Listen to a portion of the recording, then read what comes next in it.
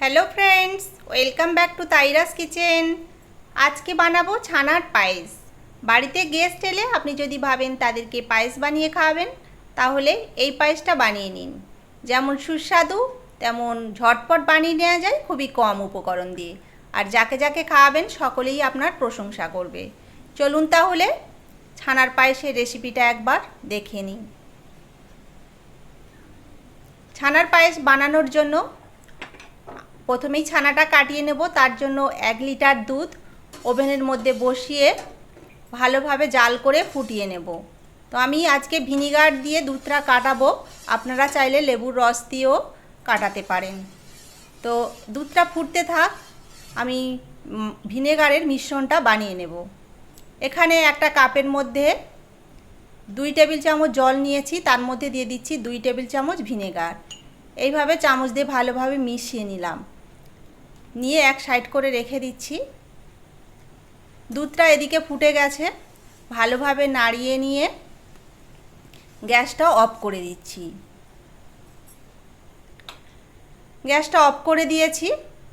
এবার ভিনেগারের মিশ্রণটা এই দুধের মধ্যে দিয়ে দিচ্ছি। এবার চামচ দিয়ে হালকা করে এইভাবে নাড়াতে থাকলে দেখা যাবে ধীরে ধীরে ছানাটা কাটতে শুরু করে দিয়েছে।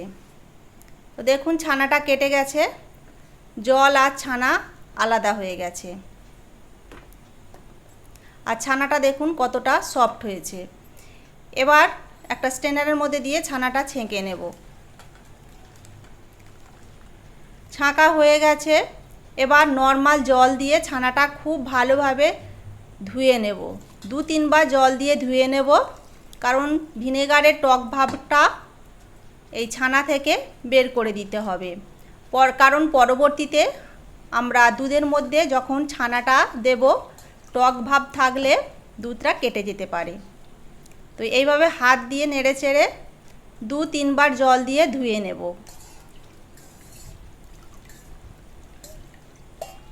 তো ছানাটা এইভাবে ধোয়া হয়ে গেছে। এবার স্প্যাচুলা দিয়ে হালকা করে এর জলটা বের করে দেব।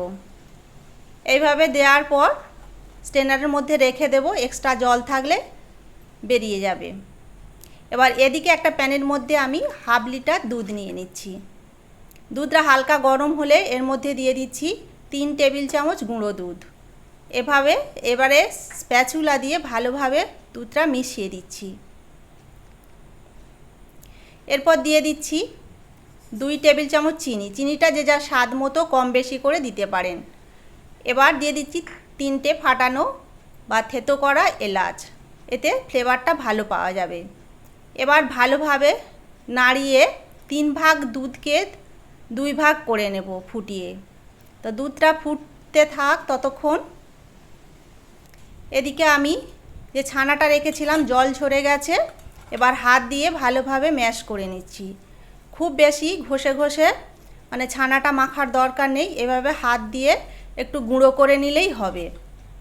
আর ছানাটা দেখুন কতটা সফট করে করেছি, এই রকম একদম চাপ দিলে মাখনের মতো হয়ে যাচ্ছে। এই রকম ছানা দিয়ে পায়েসটা তবেই ভালো হবে। শক্ত হলে ছানাটা পায়েসটা রাবারি মতো হয়ে যাবে, খেতে ভালো লাগবে না। এদিকে দুধটা কমে মানে ফুটে গিয়ে দুধটা কমে মানে 2 ভাগ হয়ে গেছে, 3 ভাগ থেকে 2 ভাগ হয়ে গেছে। মানে ছানাটা দেওয়ার আগে যতটা সম্ভব দুধটাকে কমিয়ে নিতে হবে। এর মধ্যে দিয়ে দিচ্ছি 1 পিঞ্চ মতো লবণ, আর দিচ্ছি কিছুটা বাদাম কুচি। এতে আছে পেস্তা কুচি, কাজু আর কিশমিশ। এরপর দিয়ে দিচ্ছি ওই ম্যাশ করা ছানা। এবার ভালোভাবে মিশিয়ে নিচ্ছি। ছানা দেওয়ার আগে দুধটা ফুটিয়ে নিতে হবে। ছানা দেওয়ার পরে বেশিক্ষণ ফোটানো যাবে না। আমি 2 মিনিট মতো ছানাটা দুধের সঙ্গে ফুটিয়ে নেব। বেশিক্ষণ ফোটালে ছানাটা শক্ত হয়ে যাবে, তখন খেতে ভালো লাগবে না। এইভাবে ছানাটা মিডিয়াম আঁচে ছানার সঙ্গে দুধের সঙ্গে ভালোভাবে মিশিয়ে নিচ্ছি। দেখুন পায়েসটা ঠিক এই রকম হয়েছে। আর এই রকম ঘনত্বে রাখবো, এর থেকে বেশি আর গাঢ় করব না। ঠান্ডা হলে কিন্তু একটু ঘন হয়ে যাবে। এবার গ্যাসটা আমি অফ করে দিচ্ছি। এইভাবে মিশিয়ে নিয়েছি আর পায়েসটা আমার একদম রেডি। তো 10 মিনিট পর আমি একটা বাটিতে সার্ভ করছি। দেখুন আগের থেকে অনেকটাই কিন্তু ঘন হয়ে গেছে।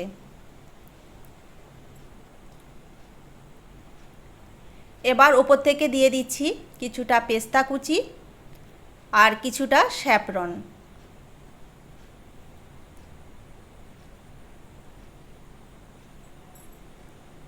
এবার 1 ঘন্টার জন্য এটা ফ্রিজের নর্মাল চেম্বারে রেখে দেব।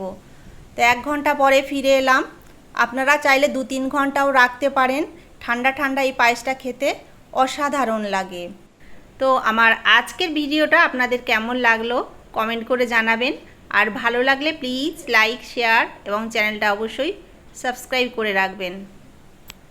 আপনারা একবার হলেও বাড়িতে এটা বানাবেন আর আমাকে কমেন্ট করে জানাবেন আপনাদের কেমন লাগলো। তাহলে ভিডিওটা আজকের মতো এখানেই শেষ করছি। আবার দেখা হয়ে যাবে অন্য একটা নতুন ভিডিও নিয়ে। আপনারা খুব ভালো থাকবেন, সুস্থ থাকবেন, সাবধানে থাকবেন।